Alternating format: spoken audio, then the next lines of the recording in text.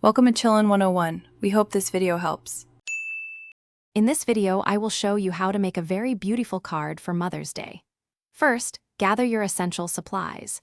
You'll need sturdy cardstock, sharp scissors, reliable glue, and various decorative elements like patterned paper or ribbons.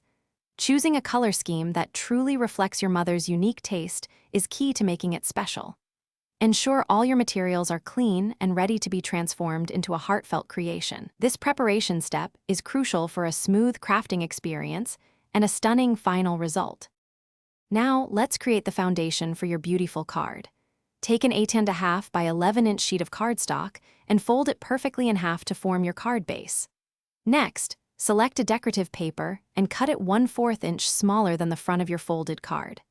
This creates a lovely border. Carefully apply glue to the back of your decorative paper and center it on the card front, pressing down firmly for a smooth finish. To elevate your card, it's time to add some elegant embellishments. Choose 3 to 5 small decorative items, such as delicate paper flowers, sparkling gems, or small bows. Experiment with different arrangements on the card front until you find a visually pleasing cluster or pattern.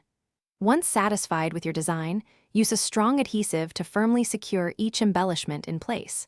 These small details will add significant charm and a personal touch. Finally, the most important part, your heartfelt message. Inside the card, write a personal note expressing your deep love and gratitude for your mother. Use a fine-tip pen to ensure your handwriting is clear and legible, making your words easy to read.